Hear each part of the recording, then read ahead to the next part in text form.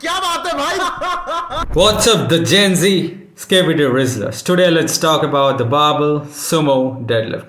The science based nerds, the frickin' PubMed pencil necks, put this barbell sumo deadlift into the frickin' F tier because they frickin' hate it. But I personally feel that this exercise is an amazing exercise to toast your frickin' glutes and your frickin' adductors. But for the quads, this is not a great freaking exercise because it does not drive a good range of knee flexion to actually freaking train your quads. So this is me performing the barbell sumo deadlift way back in 2022 in the month of December. This was at the end of my freaking fat loss journey, the end of my freaking cut, and I weighed around 65-ish kilos. So what's the freaking weight? It's the 20 kilo bar and it has around 1 or 5 kilo plates loaded to it. Around 125 kilos. Okay. And surprisingly, I haven't used straps, wrist wraps, belt. I took a few warm-up sets. I loaded the freaking weight, performed this weight for 2 freaking reps without a coach, without any knowledge about performing this. Yeah, I love to perform the barbell sumo deadlift, so that is what I did. Okay.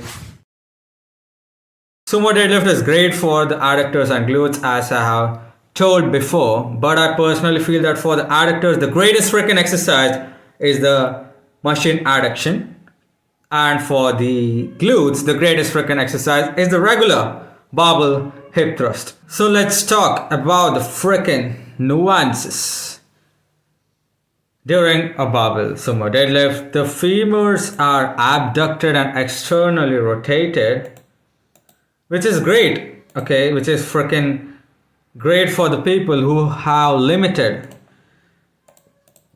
internal rotation at the freaking hips. But if you have limited hip internal rotation, probably due to a left AIC pattern, oh, PRI fancy terminologies, but you will have to address the limitation of the internal rotation with your freaking exercises. But sumo deadlift is a good starting point to drive internal rotation from an externally rotated position. As a starting point, then you slowly make it closer, closer, closer, and you incorporate exercises like a split squat, which biases internal rotation, considerably narrow stance squats to bias internal rotation, B stance RDLs, regular RDLs, etc. etc. But let's not discuss much about this in this freaking video. So, as I mentioned, it's good for the adductors, the sumo deadlift, because it trains the adductors in a kind of lengthened position, which is great. Stretch mediated hypertrophy, lengthened partials, all that. But no, the gym bros have been doing this freaking exercise since a long period of time.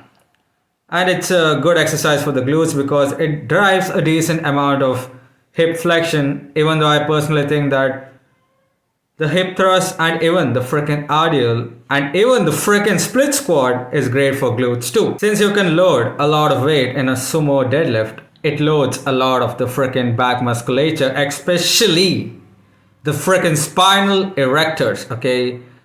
This exercise freaking toasts the freaking spinal erectors. So, if you want to take the back out of the freaking equation, sumo deadlift loads the freaking back. All you need to do is load the barbell here and perform a sumo barbell squat. Now you can take the back out of equation a lot more. So let's address the nuances. Why do the science-based nerds hate the barbell sumo deadlift? Because it starts from a dead stop position, which means that there is no tension in the lengthened state. The torque is zero because you're starting from a dead stop position. So what you can do is you can do a regular barbell sumo squat, or you can avoid the dead stop position by incorporating the exercise ideal sumo deadlift. Like ideal sumo deadlift. You don't dead stop the weight. You can also do a landmine attachment. The landmine has an axis. This is the landmine, and this is the frickin' plate, and this is where you hold and do your frickin' sumo deadlift. First you do is not dead stop the weight with the landmine setup. The landmine offers a lengthened profile. Why? Because this is the axis of rotation, this is the line of force, and this is the moment arm. So it offers torque in the lengthened, mid, as well as the shortened position. So give a shot at the landmine sumo squat. So guys, I wanted to address certain nuances about the barbell sumo deadlift. If your entire program involves a lot of axially loaded movements like dumbbell rows, barbell rows, regular squats, RDLs, standing barbell curls, I think you can skip this barbell sumo deadlift, because if you do this, you're already loading your spine a lot more, and then you're paving a freaking way for overuse injuries, back issues, spinal erectors fatigue, QL issues, etc. So be mindful when to program this exercise. I have personally done barbell deadlift, sumo deadlift, during the first year of my lifting journey, and that's it. Then I stopped doing it. This year I have programmed landmine sumo squats, and yeah, I've done that exercise with a little reduced range of motion to actually keep the tension on the muscle, not dead stopping the weight.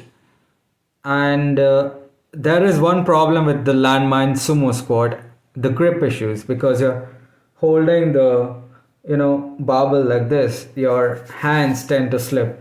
And what is the solution? I don't know, guys. Maybe do a barbell sumo squat if the squat rack is pretty good. The issue with goblet sumo squat is that you max out the dumbbell pretty soon, and again, you holding the dumbbell with your freaking arms is a lot of load on the freaking forearms, and it also taxes your back a lot more. If you actually want to hammer your freaking adductors, then consider incorporating the machine adduction. It is called as the... If you don't have the hip adduction machine, then you can buy a freaking wrist cuff. You can anchor it to a freaking ankle. Then you put the freaking cable to it and do adductions. That's it. As simple as that. To the glutes, you can do a hip thrust, machine hip thrust. Split squats are great. Squats are great. RDLs are great. But if I want to say, this might be the go-to exercise for the glutes, it is the unilateral hip thrust. Okay, because it helps address the imbalances, and it also helps address your freaking postural issues. To conclude, the barbell sumo deadlift is a great exercise, but you need to know how to program it properly according to your goals. If you are a powerlifter, it's a great exercise to perform because you have to perform it. But if you are a bodybuilder, then you have better alternatives. But if you want to actually build some muscle using this exercise, it's an amazing exercise. If you love doing it, do it, but learn to program it properly. I hope this message sinks in, and until then, peace out. देखिए, एक तो basic trick है, एक तो like और share ठोक दीजिए, महाकाल का दबा के लाइक और शेयर ठोक दीजिए, 5000 लौटे दिख जाना चाहिए। ये 4000 के लिए मैं यहाँ पे नहीं खड़ा हूँ, पूरा साल मेहनत करता हूँ आपके लिए बेटा। ऐसा नहीं चलेगा, ऐसा नहीं चलेगा। लाइक ठोकी दबा के, लाइक ठोकिए। यहाँ पे देखिए, ऐसा क्वेश्चन चुटकी बजाते